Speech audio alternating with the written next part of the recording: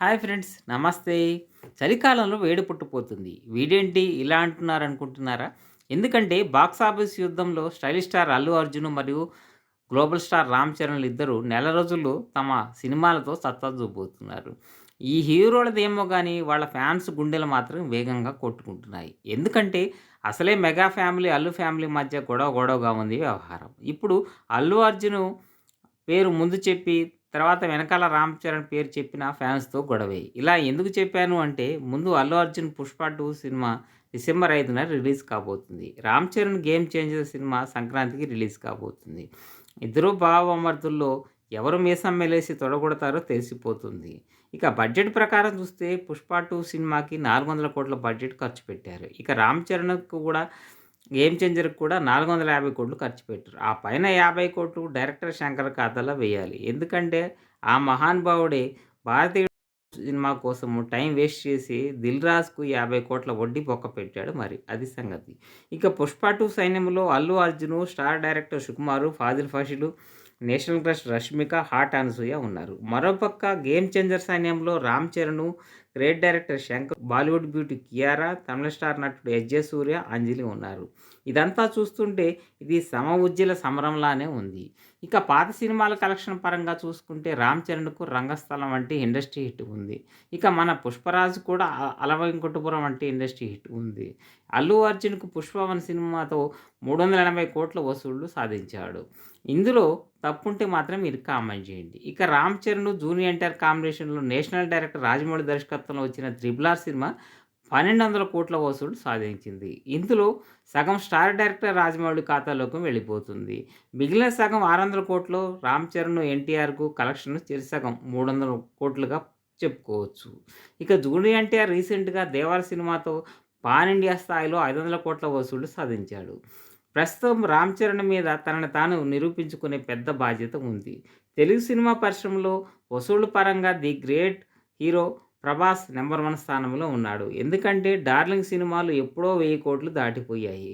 ఏకంగా 3 1000,00,00,000 సినిమాలు ఆయన ఖాతాలో ఉన్నాయి. అలాంటి ఫీట్ పాన్ ఇండియాలో ఎవరికీ లేదు. అలా ఉంది ప్రభాస్ స్టామినా. ఇక మిగిలిన నంబర్స్ కోసము మహేష్ బాబు, జూనియర్ ఎన్టీఆర్, రామ్ చరణ్, అల్లు అర్జున్ కొట్లాడుకుంటున్నారు. మహేష్, రాజమౌళి మూవీ ఇప్పట్లో వచ్చే పరిస్థితి లేదు కాబట్టి తనని పక్కన పెట్టేయాలి. ఇక జూనియర్ ఎన్టీఆర్ కూడా రీసెంట్‌గా తన 'దేవర' సినిమాతో బ్లాక్ బస్టర్ హిట్ కొట్టి 500 క్లబ్ చేరిపోయాడు. ఇక మిగిలింది మన బావబామరుదులైన రామ్ చరణ్, అల్లు అర్జున్‌లే పంచాయతీ మాత్రమే. ఇప్పుడు మెగా ఫ్యామిలీ, అల్లు ఫ్యామిలీ గొడవలతో అది ఇంకా హాట్‌గా ఉండే అవకాశం ఉంది. అసలు మెగా ఫ్యామిలీ, అల్లు ఫ్యామిలీ ఇద్దరికీ మొదట్లో మంచి సంబంధాలే ఉండేవి. కానీ గొడవలు ముదరటానికి కొన్ని కాంట్రవర్షీలు కూడా కారణమయ్యాయి. అసలు అవేంటో చూద్దాం పదండి. మొదటగా అల్లు అర్జున్ ఒక ఫంక్షన్‌లో పవన్ కళ్యాణ్ గురించి చెప్పమని పవన్ కళ్యాణ్ ఫ్యాన్స్ అరిస్తే, అల్లు అర్జున్ మాత్రం వాళ్ళకి మండేలా "నేను చెప్పను బ్రదర్" అంటూ స్ట్రాంగ్ పంచ్ ఇచ్చాడు. దాంతో గొడవ స్టార్ట్ అయ్యి సోషల్ మీడియాలో పెద్ద యుద్ధమే జరిగింది. దానికి తోడు అల్లు అర్జున్ పవన్ కళ్యాణ్ పిఠాపురంలో గెలవాలని చిన్న ట్వీట్ మాత్రమే చేసి, తన ఫ్రెండ్ అయిన వైసీపీలో పోటీ చేస్తున్న ఫ్రెండ్ కోసము డైరెక్ట్‌గా ఎలక్షన్ ప్రచారం కోసం వాళ్ళ ఊరికే వెళ్ళటం జరిగింది. దానికి పవన్ కళ్యాణ్, నాగబాబు "మనకు సపోర్ట్‌గా ఉండేవాళ్లే మనోడు" అంటూ కౌంటర్ కూడా ఇచ్చారు. దానికి అల్లు అర్జున్ కూడా తగ్గకుండా "నేనెక్కడికైనా వెళతా. అది నా ఇష్టం. నేనెవరికీ చెప్పాల్సిన అవసరం లేదు" అంటూ స్ట్రాంగ్‌గా రిప్లై ఇచ్చాడు. ఇక గెలిచి డిప్యూటీ సీఎం అయిన పవన్ "హీరోలు స్మగ్లర్ పాత్రలు చేయడం ఏంటి?" అంటూ ఇండైరెక్ట్‌గా గిల్లాడు. దానికి తోడు అల్లు అర్జున్‌కు నేషనల్ అవార్డు వచ్చిన మెగా ఫ్యామిలీ వాళ్ళు ఎవరూ పెద్దగా హంగామా చేయలేదు. కానీ పవన్ కళ్యాణ్ మాత్రం డిప్యూటీ సీఎం అయిన తర్వాత చిరంజీవి ఇంటి వద్ద పెద్ద హడావుడిగా చేశారు. దాంతో అల్లు అర్జున్‌కు మరింతగా మండిపోయింది. ఇక ఆ నేషనల్ అవార్డు వచ్చిన తర్వాత ఈ నేషనల్ అవార్డు తెలుగు సినిమా పరిశ్రమలో ఇప్పటివరకు ఎవరికీ రాలేదు అంటూ ఇండైరెక్ట్‌గానే మెగా ఫ్యామిలీని అటాక్ చేస్తూ కాలర్ ఎగరేసి మరీ చెప్పాడు అల్లు అర్జున్. ఇక రీసెంట్‌గా జరిగిన 'మట్కా' మూవీ ట్రైలర్ ఈవెంట్‌లో వరుణ్ తేజ్ మాట్లాడుతూ "మనల్ని సపోర్ట్ చేసిన వాళ్ళని, మనం ఎక్కి వచ్చిన మెట్లను మనం మర్చిపోవడం మంచి పద్ధతి కాదు. అది చాలా చెడ్డు పద్ధతి. అలాగే మనకి బ్యాక్ బోన్‌గా ఉన్న వారి గురించి ఖచ్చితంగా చెప్పాల్సిందే" అంటూ అల్లు అర్జున్‌పై ఫైర్ అయ్యాడు మనోడు. దానికి తోడు దీంతో సోషల్ మీడియాలో దీని మీద పెద్ద హడావుడి నడుస్తుంది. దీనికి తోడు రామ్ చరణ్ టీజర్ ఈవెంట్ లక్నోలో చేస్తే పుష్ప 2 ఈవెంట్ను పోటీగా పాట్నాలో చేస్తున్నారు. అలా ఉంది ఇక వేడి. ఇక ఏ సినిమాపై బజ్ ఎలా ఉందో తెలుసుకుందాం.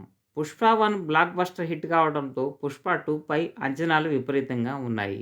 నార్త్‌లో ఈ సినిమాపై మంచి హైప్ ఉంది. ఎందుకంటే పుష్ప డైలాగ్స్, పాటలు పాన్ ఇండియా స్థాయిలో మారుమోగిపోయాయి మరి. పుష్ప టీమ్ కూడా 1000 కోట్ల క్లబ్‌ను టార్గెట్‌గా చేసుకొని అందుకే చరిత్రలో కని విని ఎరగని విధంగా థియేటర్స్‌లో రిలీజ్‌కు కాబోతుంది 'పుష్ప 2' సినిమా.